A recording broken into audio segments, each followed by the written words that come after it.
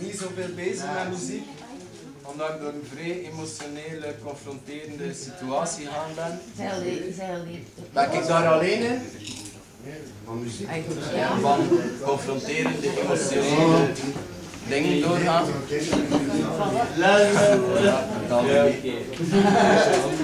Ja, je gooit het behoorlijk. Dus ja, er is like één tekst die gewoon heen in mijn hoofd zit. Ik ga dat met jullie delen en het is heel persoonlijk, dus het werkt max.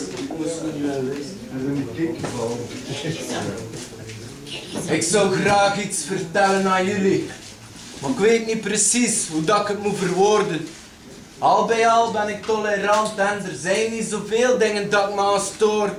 Er is wel veel dat ik anders wil zien, maar ik weet dat ik naar mezelf kijk in de reflectie. Zoveel dat ik het ook steek op een ander, die kaatst het altijd terug in mijn richting. En als ik koppig blijf, dan komt de botsing. Maar ik voel me niet zo thuis in de boksring. Ik ben eerder zo iemand van, fuck dit, laten we samen zoeken naar een oplossing. Ik heb het niet altijd even makkelijk om toe te geven dat ik zelf in de fout ben geweest. En het is een klote moment om te doorleven, maar het is nu eenmaal zo dat ik evolueer. Ik moet nog geld aan verschillende mensen en ik heb geen excuus om het uit te stellen. Maar ik heb wel weerstand om te werken voor een destructief systeem dat slaaf maakt van mensen. En daarom ben ik zelf iets beginnen te bouwen in het midden van de apocalyps. En daarom probeer ik er door te roeien, omdat ik weet dat ergens wel nog de moeite is. En omdat Wolf er is, met een nieuwe roedel, de volgende lading die de oude overkoepelt. En binnenkort op de stoep staat te roepen, we eisen dat Monsanto ophoepelt. Oftewel in de McDo zitten boeven. Wie zal het zeggen, broeder, wat brengt de toekomst? Dat is de som van ongemaakte keuzes, visualisatie, de magische sleutel. Vertrouw op de flow. Vertrouw op de flow. Weet dat ik van je hou. Weet dat ik van je hou. Ik sta altijd klaar. Ik ben altijd daar. Ook al zie je me niet. Zit in je hart. Het is een stormige periode geweest de laatste tijd voor iedereen om me heen.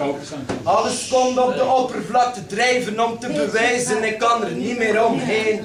Ik ben bang. Bang van de drang. Om niet te kunnen voldoen aan wat er wordt verlangd. Als de dood voor het einde ervan. Bang om alleen te zijn wat in feite niet kan. Bang om samen te blijven staan uit angst voor verlammende twijfel.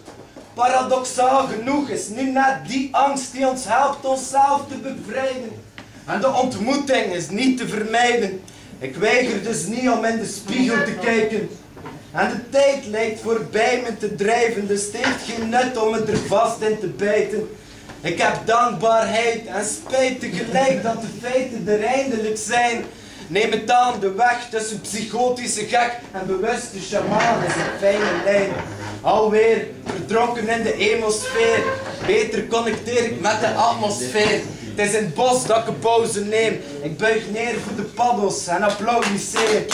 Dan denk ik aan Gieski en wat ik heb geleerd.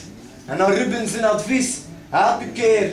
En aan Kurt en aan elke persoon die er voor me was in de heftige droom.